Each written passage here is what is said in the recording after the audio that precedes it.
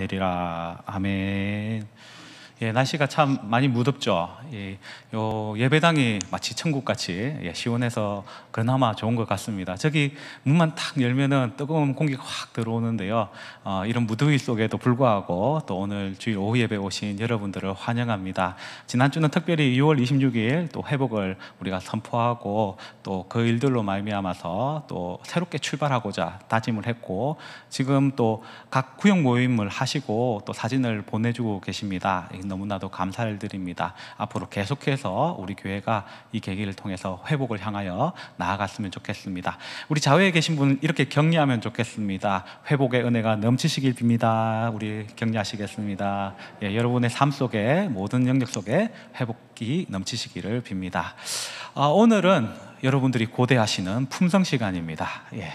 7월 첫 주가 되어서 오늘 품성을 볼 건데, 오늘 품성 주제가 뭡니까? 신중입니다. 신중. 여러분들 나는 신중한 것 같습니까?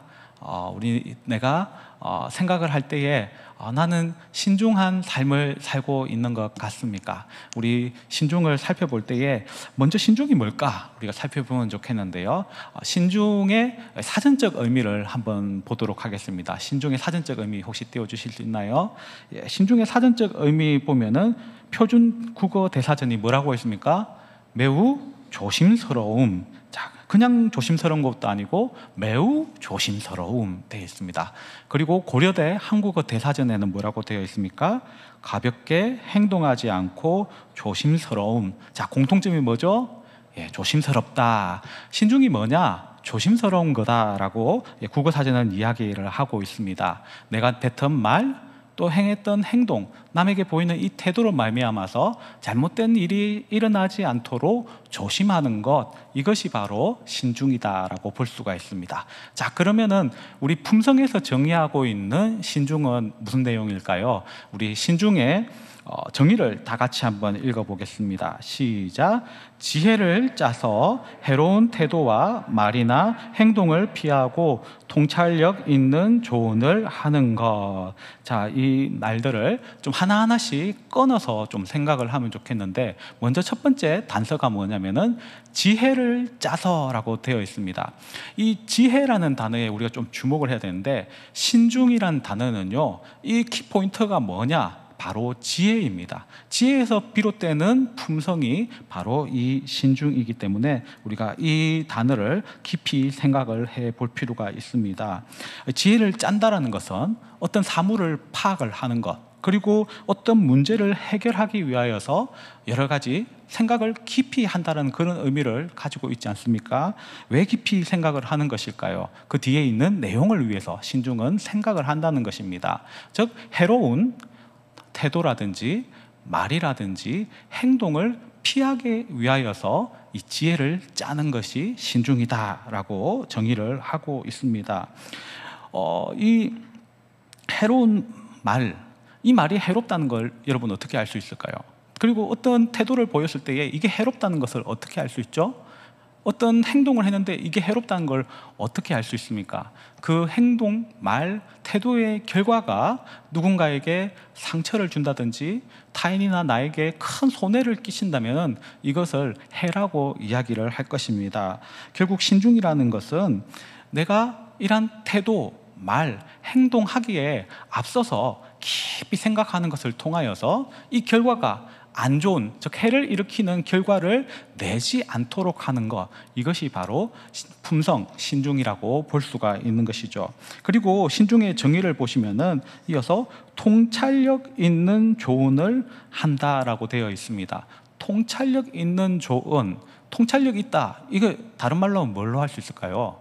지혜의 조언이라고 볼 수 있겠죠. 즉, 어떤 사람의 문제를 해결해 주거나 또 어떤 일들을 기획할 수 있도록 독려할 때에 지혜의 조언을 해주는 것 역시 신중이라고 볼 수가 있다는 것입니다. 결국 신중이라는 것은 미래에 일어날 그 결과를 예측을 해서 그 안 좋은 결과가 나오지 아니하도록 깊이 생각하는 것, 지혜를 짜내는 것, 이것이 품성 신중이라고 볼 수가 있습니다.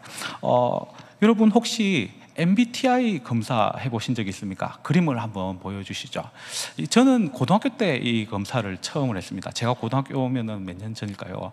아무튼 한참 전에 좀 유행했는데 요새 이 MBTI 성격 유형 검사가 다시 유행을 하는 것 같더라고요. 그래서 교육자실에서도 가끔 목사님들이 나는 무슨 유형이야 이런 말을 하는데요. 이 MBTI 검사라는 것은 우리의 성격을 검사를 하는데 크게 네 가지 지표를 가지고 검사를 합니다. 에너지의 방향이 내향적이냐 외향적이냐, 또 인식의 기능이 어떤가, 또 판단의 기능이 어떤가, 이행 양식이 어떠한가, 이런 것을 가지고 성격 유형을 나누는데, 결국 총 16개의 성격 유형을 나누는 것, 이것이 바로 MBTI 검사라고 할 수 있습니다. 근데 이 성격 유형을 나눌 때 MBTI 검사 결과로 이 사람이 신중한지 안 신중한지를 알 수 있다고 합니다. 이 신중형인 경우에는 요 앞에 보면은 I가 들어가 있는 것, 즉 성격이 내향적인가 외향적인가 할 때에 I, 내향적인 사람이 조금 그 지표가 이제 신중에 가깝다고 합니다. 아무튼 이 사람들의 주장이 그렇습니다.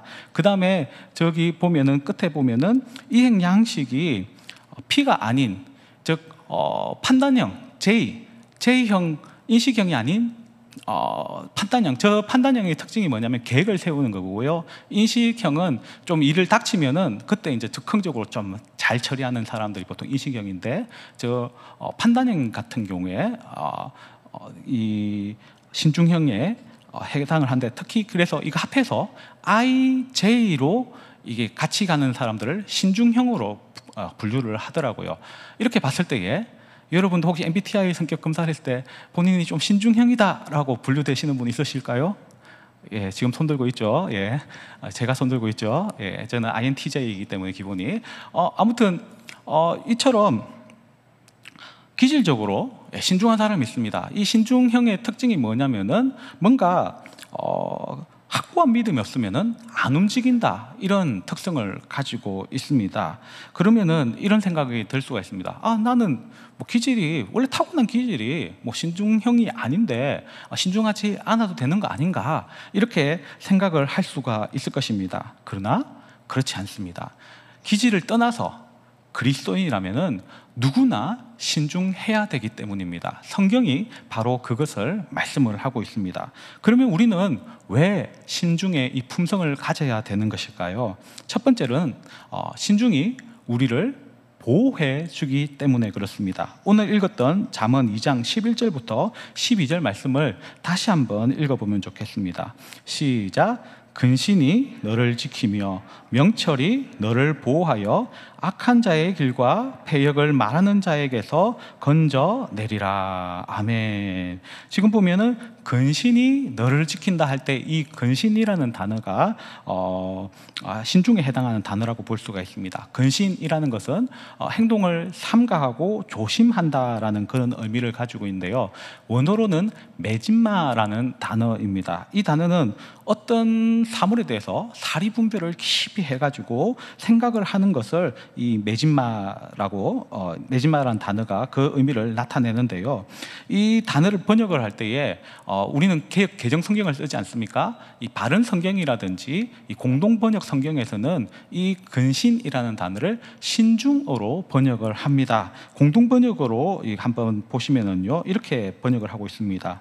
신중해야 몸을 지키고 판단을 바로 해야 실수가 없어 참변이 도살인 길에서 벗어나고 거짓말하는 자의 손에서 빠져나온다. 즉 신중한 사람이, 즉 신중해야만이 우리가 악에 당하지 아니하고 악에 또 속임을 당하지 않고 살 수 있다. 그렇기 때문에 이 신중해야 된다라고 이 잠언이 말씀하고 있는데, 여러분 이 잠언은 누가 기록을 했습니까? 특히 잠언 2장의 경우에는 솔로몬이 기록을 했습니다. 그때에 특히 전반부 1장부터 9장에서 이 솔로몬이 독자에게 호칭을 할 때 뭐라고 호칭을 하냐면은 내 아들아 라고 호칭을 합니다. 즉 쉽게 말해서 독자들, 여러 독자가 있겠지만은 그 중에서 아직 인생의 경험이 부족하고 또 아직까지는 사려 깊지 못한 이 젊은이들을 염두에 두고 그들을 향하여서 내 아들아라고 이렇게 호칭을 하고 있는 것입니다. 그리고 이들을 향하여서 뭐라고 하냐면은 이 악한 행동으로부터 물들지 아니하고 삼가할 수 있도록 너희들은 신중해야 한다라고 말씀을 하고 있는 것입니다. 그렇게 하면서 대표적인 악의 이런 예로서 무슨 예를 드냐면은 음녀의 유혹을 들고 있습니다. 대부분의 남자들 이성에 약하지 않습니까? 특히 음녀가 막 유혹한다 이러면은 거의 넘어가지 않을 남자는 없을 것입니다. 특히 젊은이라면은 더욱 그럴 가능성이 높습니다. 이에 대해서 솔로몬은 5장 2절에서 음녀 유혹에 대해서 신중하라라고 조언을 하고 있습니다. 왜냐하면은요, 5장 2절부터 보면은 또 5장 3절에 보면은 대저 음녀의 입술은 꿀을 떨어뜨리며 그의 입은 기름보다 미끄러우나라고 되어 있습니다. 즉 음녀라는 것은 모든 쾌락을 주는 악을 상징한다라고 볼 수가 있는데, 이 악이란 것, 죄유혹이란 것은 힘든 것이 아니라 달콤한 유혹입니다. 그야말로 말 그대로 좋은 쾌락을 줄 수 있는 좋은 것일 좋게 보이는 것일 수가 있다는 것입니다. 그렇기 때문에 신중해라고 하는데, 왜 그러면은 쾌락을 주는 그것을 피해야 되는가? 5장 4절에 이어서 말씀하기를 나중은 쑥같이 쓰고 두 날 가진 칼같이 날카로우며, 즉 쉽게 말해서 임시적으로는 쾌락을 주고 좋아 보이는 것이지 모르지만은 그 결과가 너무나도 참담하다는 것입니다. 그 길을 따라가는 사람은 반드시 파멸하게 되는 그러한 악이 바로 그러한 결과를 낳기 때문이라고 말씀을 하고 있습니다. 결국에는 이러한 결과를 예상을 해서 이 음녀라는, 즉 악을 대표하는 이 대상에 대해서 그것을 추구하는 것이 아니라 멀리하는 것이 지혜이고, 그렇게 하기 위해서 너희들은 젊은이들아 아들들아 신중하라라고 교훈을 하고 있습니다. 그렇습니다. 신중의 품성은요, 이러한 악의 유혹이 닥쳐올 때에 그 악의 결과에 대해서 깊이 생각함으로 말미암아서 그 악을 저지르지 않도록 보호해주는 장치가 되기 때문에 그리스도인은 누구든지 신중해야 하는 것입니다. 악을 멀리하기 위하여서 우리는 신중한 성품을 가져야 하는 것입니다.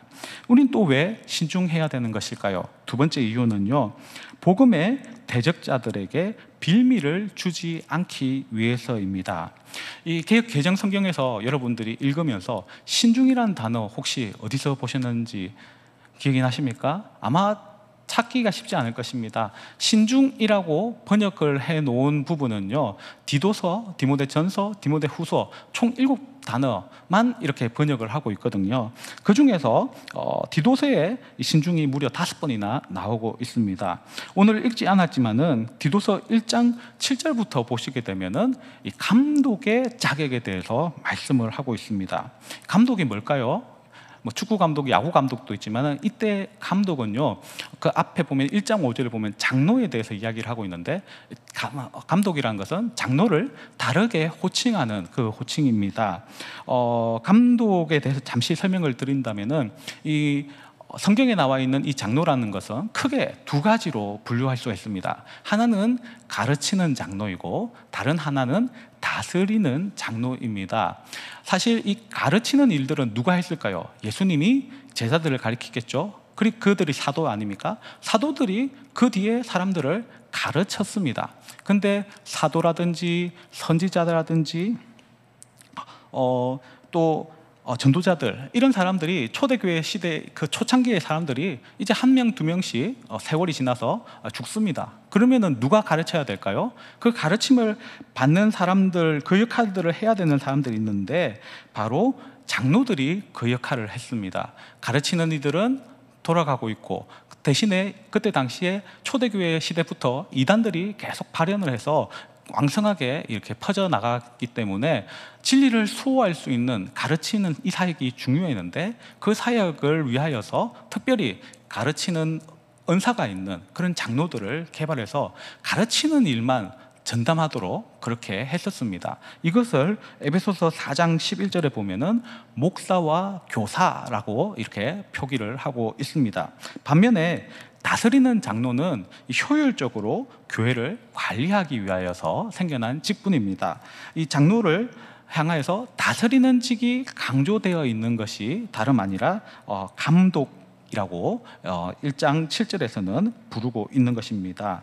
그런데 이 감독의 덕목들에 대해서 쭉 나오고 있는데 특별히 디도서 1장 8절 말씀을 보면은 그 중에 하나가 바로 신중이 나오고 있습니다. 즉 교회 지도자들은 교회를 잘 관리하기 위해서 신중한 사람이 되어야 한다라고 교훈을 하고 있는 것입니다. 자, 그러면 우리는 생각을 할 때에 교회 지도자니까 신중하지 우리는 마음대로 해도 되지 않을까라고 생각할 수도 있을 것입니다. 그러나 그렇지 않습니다. 이어서 디도서 2장으로 가면은 일반적으로 평신도, 쉽게 말해서 늙은 남자, 늙은 여자, 젊은 남자, 젊은 여자 이런 이들을 향해서 교훈을 하고 있는데 2장 2절을 보면은 늙은 남자로 하여금 뭐라고 이야기하고 있습니까? 절제하며 경건하며 신중하며 늙은 남자들도 신중해야 된다라고 교훈을 하고 있습니다. 그리고 2장 4절, 5절에 보면은 젊은 여자들을 향해서도 신중하도록 해라라고 교훈을 하고 있고요. 그리고 이어서 6절에 보면은 이와 같이 젊은 남자들을 신중하도록 해야 한다, 그렇게 권면해야 된다라고 교훈을 하고 있습니다. 특별히 성경에서 여러 단어가 대등하게 배치가 되어 있을 때에 특별히 그 단어가 앞쪽에 배치되어 있을수록 강조된 단어입니다.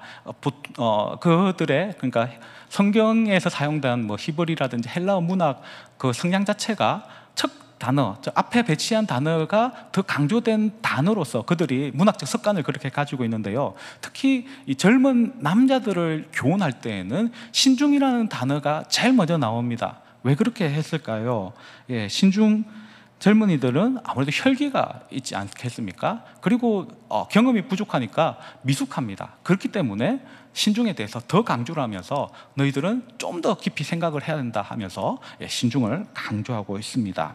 자, 그런데 3절에 보면 늙은 여자들에 대해서 교훈을 하는데 늙은 여성들에 대해서는 신중하라는 단어가 나오지 않습니다.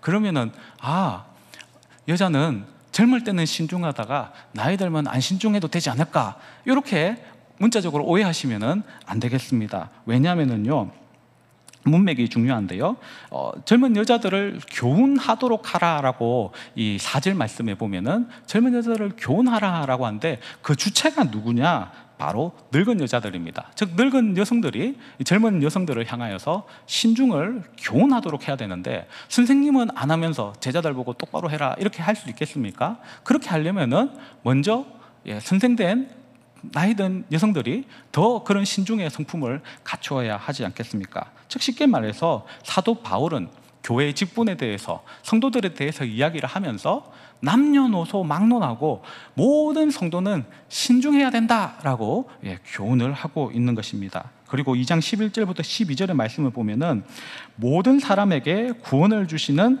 하나님의 은혜가 나타나, 이 은혜가 나타나니까 어떻게 되냐면은 신중함으로 이 세상을 살고, 즉 쉽게 말해서 하나님의 은혜가 나타나는 모든 사람들은 신중함으로 살아가야 된다라고 교훈을 하고 있습니다. 즉 그러므로 이 신중이라는 것은 우리 모두가 갖춰야 할 그러한 덕목이라고 볼 수 있는 것입니다.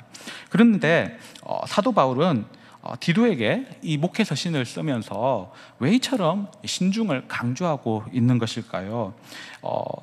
1장 9절을 보시면은 이 감독 보고 신중해라고 하면서 뭐라고 말씀하고 있냐면은 바른 교훈으로 권면하고 거슬러 말하는 자들을 책망하게 하려 함이라.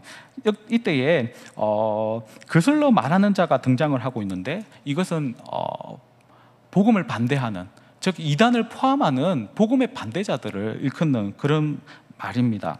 그런데 이들에게 어떠한 빌미를 제공하지 않도록, 책 잡히지 아니하도록 태도, 말, 행동에 있어서 신중하라, 감독은 신중해야 된다, 그들에게 책 잡히지 아니하도록 신중해야 된다라고 교훈을 하고 있습니다. 그리고 그 넘어가서 2장 5절에 보시면은 젊은 여자들에 대해서 신중에 대해서 이야기하면서 하나님의 말씀이 비방을 받지 않도록 하기 위해서, 신중하지 않고 막 젊은 여성들이 막 떠들었을 때에 그 이야기를 듣는 다른 여성들이 믿는 사람은 저런 이야기 한다 이렇게 할 수 있지 않습니까?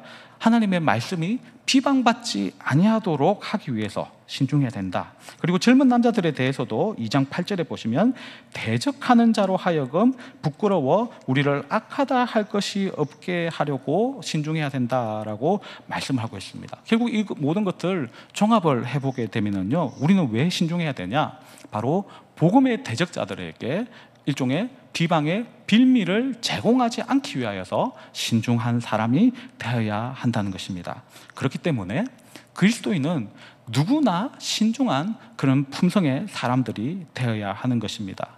우리의 말, 행동, 태도로 말미암아서 하나님의 영광이 가려지지 아니하도록, 복음이 막히지 아니하도록 하기 위하여서 우리는 항상 신중에 힘써야 하는 것입니다. 자, 그렇다면은 구체적으로 우리는 이 신중을 어떻게 실현을 할 수 있을까요? 자, 우리 실천 사항이 이렇게 나와 있는데요, 첫 번째 실천 사항을 다 같이 한번 읽어보면 좋겠습니다. 첫 번째입니다. 시작.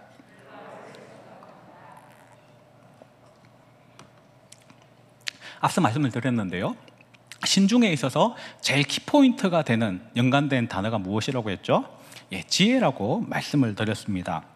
이 지혜라는 것은 깊이 생각을 함으로 말미암아서 나의 태도, 말, 행동, 이것이 어떠한 결과를 낳을 것인지 이것을 예측하는 힘이 바로 지혜다라고 볼 수가 있습니다. 요즘 시대에서 광고라든지 언론이라든지 젊은이들에게 주입하는 그런 시대적 정신이 있는 것 같습니다. 그건 뭐냐면은 네 마음대로 하라, 이거 아닌가 싶습니다. 네 마음대로 해, 누가 뭐라고 하든지 간에 네가 좋아하는 것을 선택해 라는 것을 계속해서 좀 강조를 하는 것 같습니다. 노래도 그렇고 광고에서도 그렇고 어떤 영화 배우 광고에서도 그렇게 나오는 것 같고. 그런데 이런 이야기를 들었을 아이들이 네 마음대로 해라고 하면 어떤 것을 선택할 것 같습니까? 네 마음대로, 아이들이 원하는 것을 선택을 한다면 어려운 것을 선택하겠습니까? 쉬운 것을 선택하겠습니까? 당연히 쉬운 것 선택하겠죠. 그리고 힘든 것보다는 편한 것을 선택할 것이고, 가치 있는 것보다는 쾌락을 선택하는 것, 그건 당연한 이치 아니겠습니까? 인간은 본능적으로 그런 쪽으로 흘러가게 되어 있습니다. 그런데 편한 것, 쉬운 것, 그 다음에 쾌락, 이런 것들은 결국에 무엇일까요? 죄하고 밀접한 그런 것들이 아니겠습니까? 특별히 음녀의 유혹에 대해서 앞서 말씀을 드리는데, 음녀의 유혹이라는 것은 쾌락을 주는 것이고, 당장 선택하라면은 그들이 아마 음녀를 멀리하는 것보다 가까이 하는 것, 이것이 자신들이 원하는 것이 될 가능성이 더 높지 않겠습니까? 네 마음대로 해 라는 것은 결과를 별로 생각하지 아니하고 당장의 쾌락을 주는 것, 내가 편한 것, 이런 것을 선택하는 시대 정신이 아닌가 생각을 합니다. 그러나 그렇게 살아가는 젊은이들, 그런 사람들은 어떻게 될까요? 결국에는 파멸당하겠죠. 결국에는 후회하게 될 것입니다. 그러나 지혜로운 사람은 어떤 사람입니까? 내가 어떠한 것을 선택할 때 이 결과가 어떻게 될지 깊이 생각할 줄 아는 사람입니다. 그래서 내가 하는 이 말, 행동, 태도로 인하여서 어떤 결과가 나타날까 신중하게 하는 사람이 지혜로운 사람이라 할 수가 있고, 그렇게 살아갈 때에 우리는 손해보는, 해를 끼치는 그런 결과를 가지지 않을 것입니다. 그렇기 때문에 우리는 말, 행동, 생각에 앞서서 항상 깊이 생각하는 그런 습관들을 가져야 할 것입니다. 두 번째 실천 사항을 한번 보실까요? 시작. 감정을 다스린다. 신중이라는 것은 파괴적인 감정을 다스리는 것을 의미합니다. 많은 사람들이 욱하는 거, 이거 참지 못해서 참 많이 막히는 경우가 있지 않습니까? 여러 가지 낭패를 보는 그런 경우가 많이 있습니다. 감정을 다스리지 못해서 거친 이런 분노를 나타내고 거친 말들을 나타낼 그런 경우도 있습니다. 심하면은 이것은 폭력으로, 또 심하면은 살인까지 나아갑니다. 자신의 감정을 다스리지 못하기 때문에 이러한 비참한 결과가 나오게 되는 것이죠. 그러나 지혜의 사람 솔로몬은 이렇게 조언합니다. 잠언 19장 11절에 보면은 노하기를 더디하는 것이 사람의 슬기요, 즉 자신의 감정을 다스리는 것이 지혜다라고 교훈을 합니다. 마찬가지로 12장 16절에서도 슬기로운 자는 수욕을 참는다, 당장에 어떠한 이야기를 듣고 나를 모독하는 거 아닌가 하면서 욱하는 그런 감정이 올라오지만은 지혜 있는 사람은 이것을 참아내고 자신의 이 분을 내므로 말미암아서 안 좋은 결과가 나올 수 있기 때문에 이것을 이겨내고 그 결과를 만들지 않는 것, 이것이 바로 지혜로운 행동이다라고 교훈을 하고 있습니다. 즉 감정을 잘 다스리는 것이 지혜인 것입니다. 옛말에 참을인 자가 셋이면 살인을 면한다라는 이런 속담도 있지 않습니까? 곧 신중하게 감정을 잘 다스린다면 우리는 비참한 결과를 만들지 않을 수가 있을 것입니다. 그리고 한번 생각을 해보십시오. 우리가 누군가에 대해서 적대적인 감정을 가질 수도 있고 또 불만, 불평, 분노 등을 마음에 품을 때가 있습니다. 그런데 사실 그런 것들도 좀 깊이 생각을 하고 상대를 좀 이해하려고 생각을 해보면은 내가 오해해서 그렇게 판단하는 경우도 참 많을 수 있다라는 것을 염두에 두어야 하겠습니다. 저희 첫째 아들이 지금 중학교 1학년인데 한 4~5살쯤 됐던 것 같습니다. 그런데 저는 없었고 이제 자기 외할아버지 외할머니가 있는데 얘가 자면서 잠깨들을 하는데 욕을 계속 한다는 것입니다. 그래서 10원짜리 욕을 계속 이런 막 욕을 한다는 것입니다. 그래서 자기 엄마가 이제 얘 앞에서 우리가 10원짜리 욕을 해본 적도 없고 다른 데서 주워 들을 일도 없고 그럴 리가 없는데 하면서 자세하게 들어보니까 다름 아니라 신발, 신발, 신발 막 이렇게 아마 꿈에서 자기 신발을 누가 이렇게 가져가려니까 신발 내놓으라고 이렇게 했다는 것입니다. 여러분 대충 들으면은 나를 공격하는 것 같고 대충 생각을 하면은 경솔하게 생각을 하면은 내가 어떻게 모독받는 것 같지만은 우리가 신중하게 깊이 생각한다면은 그것이 오해일 가능성도 참 많은 것을 우리는 알아야 할 것입니다. 그렇기 때문에 그 어떠한 사람의 태도라든지 말이라든지 행동에 대해서 반응하기 전에 먼저 우리는 신중해야 할 것입니다. 저 사람이 왜 저런 의도를 보였을까?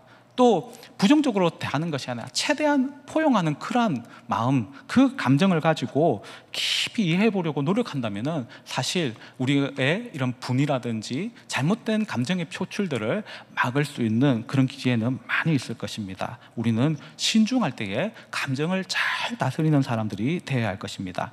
우리 실전상 3번째 한번 읽어볼까요? 시작. 말을 가려서 한다. 5번째도 읽어보겠습니다. 시작. 한담을 삼간다. 예. 말을 가려서 한다. 한담을 삼간다. 이 다 말에 대한 교훈이겠는데요. 여러분 말에 대한 속담 어떤 것들이 있을까요? 참 많이 있죠. 생각나는 게 있습니까? 예, 가는 말이 고와야 오는 말이 곱다. 또 뭐 어떤 것이 있을까요? 예, 발 없는 말이 천리 간다. 또 있을까요? 낱말은 새가 듣고 반말은 쥐가 듣는다. 또 있을까요? 예, 말 한마디로 천냥배가. 제가 적은 거 지금 다 나오고 있습니다. 그런데 인터넷에 찾아보니까 이게 무려 66개인가 이렇게 정리해 놓은 것들이 있더라고요. 말에 대한 이러한 속담들이 정말 많은 것 같습니다. 말은 우리의 일상이죠. 그리고 말은 어떻게 보면 능력입니다. 말 잘하는 사람들 밥벌이한데 엄청 유리하지 않습니까? 말은 또한 우리의 품격이다라고 볼 수가 있을 것입니다. 그렇기 때문에 우리가 말이 참 중요하다 이렇게 강조하는 것 아무리 강조해도 지나치지 않을 것입니다. 말로 인해서 사람을 죽이기도 하고 말로 인해서 사람을 살릴 수도 있습니다.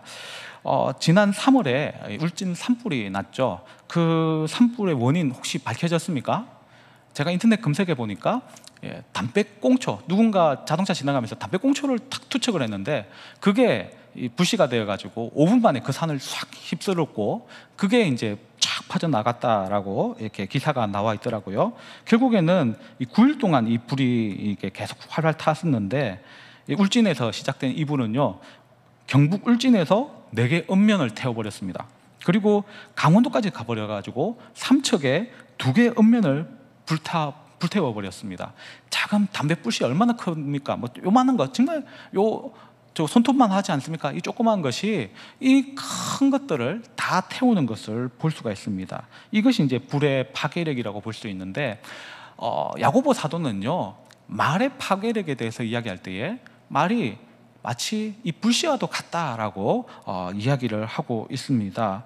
말에 무심코 내뱉은 이 말 한마디가 큰 화재를 일으키는 불씨가 되어서 사람에게 돌이킬 수 없는 큰 상처를 주기도 하고 다툼을 일으키기도 하고, 더 나아가서 그런 것들이 살인사건까지 일으키지 않습니까? 결국 말 잘못 뱉는 바람에 나 자신은 물론 타인에게 큰 피해를 줄 수 있다라고 교훈을 하고 있습니다.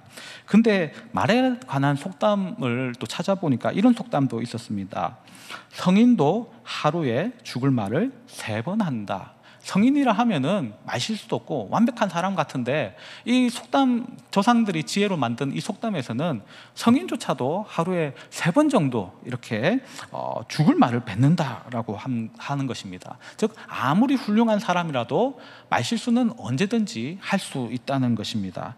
그러므로 이 성인도 말실수하는데, 여러분 다 훌륭하시지만은 우리도 말실수하는 것 당연할 수 있지 않겠습니까? 그렇기 때문에 이러한 실수하지 아니하도록 더욱 이 신중의 품성을 가져야 될 것입니다. 우리는 말하는 것에 앞서서 더 깊이 생각하고 말을 가려서 하는 습관들, 그리고 한담을 삼가는 그러한 습관들을 가져야 할 것입니다. 마지막 실전 사항인데요, 4번째도 한번 읽어보겠습니다. 4번째, 시작. 예의 바르게 행동한다. 예의 바르게 행동한다라는 것은요, 상대를, 예의라는 단어는요, 상대를 소중히 여기는 마음이라고 합니다. 그러니까 상대를 소중히 여길 때에 내 속에서 예의가 나타난다는 것이죠. 그리고 예의를 바르게 한다는 것은 결국에는 그 상대를 소중히 여기기 때문에 상대를 함부로 하지 않는 것이 바로 예의 바른 행동이라고 볼 수가 있습니다. 이렇게 하는 이유는 상대의 마음이 다치지 않도록 하기 위하여서, 그런 배려심 때문에 이런 일들을 하는 가능성이 높겠죠. 앞서 디도서에서 다루었었는데요, 모든 성도는 신중해야 된다라고 말씀을 드렸습니다. 그 신중한 가운데 삶의 행동 태도에 있어서 항상 예의 바름이 나올 수 있도록 해야 하는 것입니다. 왜 그렇게 해야 될까요? 바로 대적들에게 빌미를 제공하지 않기 위해서입니다. 자, 그런데요, 우리 실전 상황까지 보았는데 이렇게 신중하려고 하고 또 그 신중과 관련된 이 지혜를 짜내려고 해도 우리는요, 사실 신중하게 한다고 해서 모든 결과가 다 예측됩니까? 아닙니다. 우리는 지혜가 참 부족한 사람입니다. 사실 아무리 이 지혜를 짜낸다고 해도 우리의 신중함이 사실 무용지물이 될 때가 많지 않습니까? 그리고 판단이 서지 않아서 이 소위 말하는 결정장애, 이런 것들 경험하지 않습니까? 이런 경우 우리는 어떻게 해야 될까요? 여기에 대해서 야고보서 1장 5절이 말씀을 합니다. 야고보서 1장 5절 말씀 다 같이 읽어보겠습니다. 시작. 너희 중에 누구든지 지혜가 부족하거든 모든 사람에게 후히 주시고 꾸짖지 아니하시는 하나님께 구하라. 그리하면 주시리라. 아멘. 그렇습니다. 우리가 신중해도 참 부족함을 느끼는데, 우리가 이렇게 지혜가 부족한 것을 느낄 때에 기도하면은 하나님께서 지혜를 부어주시겠다라고 약속하고 있는 것입니다. 그리고 여러분에게 또 질문하고 싶은 것은, 이 성경의 인물들 중에서 좀 신중한 사람이다라고 생각되는 사람 없습니까? 이 사람은 참 신중하다라고 생각되는 사람이 있습니까? 저는 신중의 왕이라고 생각되는 분이 있습니다. 바로 예수님이십니다. 예수님은 항상 신중한 그런 삶을 사셨습니다. 예수님께서 40일간 금식을 마쳤을 때에 마귀는 예수님을 시험을 합니다. 그러면서 뭐라고 말합니까? 네가 만일 하나님의 아들이어든 명하여 이 돌들로 떡덩이가 되게 하라. 이 배고픈 사람에게 돌 떡덩이 만들고 그거 먹는 거 엄청 달콤한 유혹 아니겠습니까? 그런데 예수님께서는 신중함으로 이 마귀의 그런 시험의 본질을 꿰뚫어 보셨습니다. 그리고 어떻게 말씀하셨습니까? 사람이 떡으로만 사는 것이 아니라 하나님 입에서 나오는 그 능력의 말씀으로 사는 것이다 하면서 말씀으로 승리를 하셨습니다. 이 상대의 관계를 꿰뚫어 보는 그 지혜, 이 지혜는 어디에서 나온 것일까요? 이 예수님의 지혜는요, 바로 그 앞서서 40일 동안 금식 기도함에서 나온 것이라고 볼 수가 있습니다. 금식 기도 가운데서 비록 육체는 세잔해질지도 모르겠지만은 그럼에도 불구하고 하나님이 주시는 이러한 불변력들을 가졌기 때문에 마귀의 시험에 넘어진 것이 아니라 신중함으로 이 시험을 간파하고 이겨낼 수 있었던 것입니다. 뿐만 아니라 예수님께서는 이 사역을 하실 때에 항상 신중하셨습니다. 그래서 이 사역하실 때마다 수많은 사람들이 막 몰려왔는데 사람들이 몰려왔으니까 내가 이 사역에 열심히 해야지 라고 하는 것이 아니라 항상 틈을 내어서 기도하는 습관들을 가지셨습니다. 한적한 곳에 올라가셔서 또는 산에 올라가셔서 밤새 기도하시며 하나님 앞에 지혜를 구하고 신중한 가운데 사역을 계속해 나가셨습니다. 뿐만 아니라 예수님의 12제자를 선택하실 때 예수님은 어떻게 하셨습니까? 역시 밤이 새도록 밤새 철야기도 하면서 앞으로 이 공생애 동안 동고동락하고 또 훈련시켜야 이 제자들 누구 뽑아야 될까? 결국 이 제자들은요, 사도행전에 가면은 교회의 기초가 되는, 교회를 일으키는 아주 중요한 인물들 아니겠습니까? 이런 사람들을 뽑아야 되기 때문에 정말 신중해야 됐습니다. 그럴 때에 하나님께 지혜를 구하고 하나님께서 주시는 그러한 감동을 가지고 이렇게 제자들을 선택을 하였던 것입니다. 여러분, 우리 삶에 있는 그 모든 일들, 이 모든 일들의 가장 전문가는 누구실까요? 우리 하나님 아버지 아니시겠습니까? 그리고 또한 모든 일에 다스리시고 이 모든 일들을 주관하시는 주인은 누구실까요? 역시 하나님이신 것입니다. 그렇기 때문에 신중의 최고의 방법은 우리 예수님처럼 아버지 하나님께 묻고 그 앞에 무릎 꿇는 것, 기도하는 것, 그것이 최고의 신중 아니겠습니까? 말씀을 맺겠습니다. 이 품성 신중이 어떤 것입니까? 바로 지혜를 짜내서 결과, 즉 태도와 행동과 말, 이러한 행동을 예상을 해서 해가 될 것 같은 것은 피하고 또 통찰력 있는 조언을 하는 것이 바로 이 신중, 품성 신중인 것입니다. 모든 성도는 다 신중하기에 힘을 써야 합니다. 신중이 우리를 죄악에서 보호해 주기 때문입니다. 신중이 복음의 대적자들에게 빌미를 제공하지 않도록 하기 때문입니다. 그러므로 내가 말하고 태도를 보이고 또 행동하기에 앞서서 항상 그 결과를, 지혜를 짜서 깊이 생각을 하고 이것이 해를 일으킬 것 같다면 멈출 수 있는 그런 지혜로운 사람, 신중의 사람이 되시기를 바랍니다. 그리고 무엇보다도 우리 지혜의 왕이신 우리 하나님 앞에 묻는 그런 예수님의 기도의 신중을 우리가 닮으셔서 항상 매사에 그리스도인으로서 신중하고 우리가 만들어내는 이러한 태도와 말과 또 행동의 그 결과들이 항상 아름다울 수 있기를 예수님의 이름으로 축원합니다. 기도하겠습니다.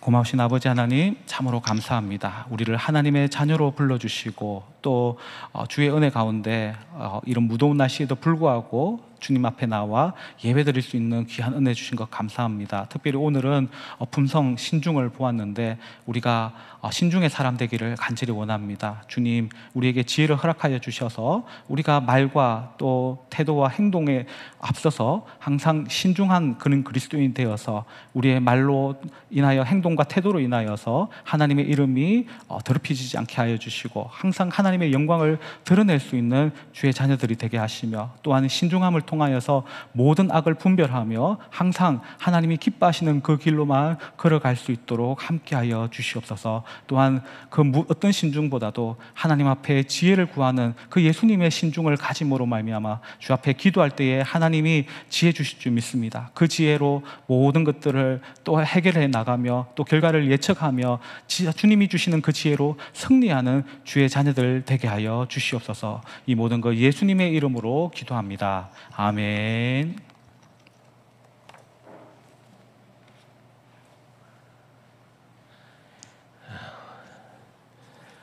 고 목사님.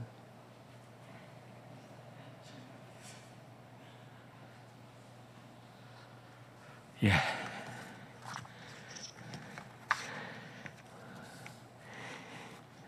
이번 7월 한 달은 반대말을 얘기 안 했는데 반대말이 뭡니까?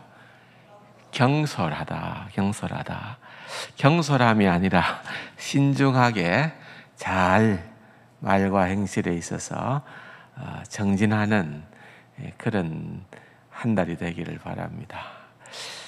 다음 기회가 되면은 이달 중에 예수님의 품성과 정의만 가지고 한번 테스트를 한번 해보겠습니다. 그래서 49가지 예수님의 성품을 정의만 얼마나 이렇게 줄 잘 그을 수 있는지 한번 테스트 해보는 시간을 한번 가져보면 좋겠다. 그래 저희들이 한번 준비를 해보겠습니다. 여러분들이 신중하게 답을 골리시기 바랍니다.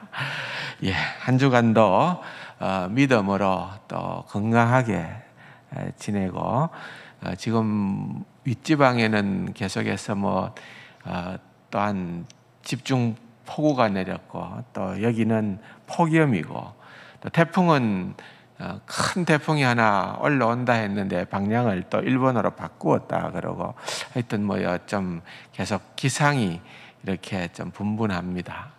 아무튼 이 여름도 은혜 가운데 잘 넘길 수 있도록 각자 삶을 돌아보시고 또 주위를 살피면서 기도해 주시고 오늘도 제가 네 사람에게 기도를 개인적으로 좀 해드렸는데 이집트로 이스라엘로 이렇게 단기 선교를 떠나시는 분들이 기도를 꼭 받고 가겠다 그래서 기도를 해드렸습니다. 또 기도 받지 않고 가시는 분들도 계시겠는데 어쨌든 간에 참 회복의 가장 큰 그림 우리 홍 집사님도 기도를 그렇게 했습니다만은 지금 교회들마다 또 여러 가지 어려운 여건이지만은 학생들을 단기 선교를 보내는 좀 지금도 보내고 있는 그런 교회들도 있습니다. 그러니까 아무튼 선교에 대한 열기도 다시 한 번 더 일어날 수 있도록 여러분들이 위해서 기도해 주시기를 부탁드립니다. 예, 자리에서 일어나셔서 기도하겠습니다. 이 7월 한 달은 특별히 신중하게 우리에게 주어진 직분들을 잘 감당함으로 말미암아 하나님을 더욱더 영화롭게 할 수 있는 귀하고 복된 은혜를 다하여 주시옵소서.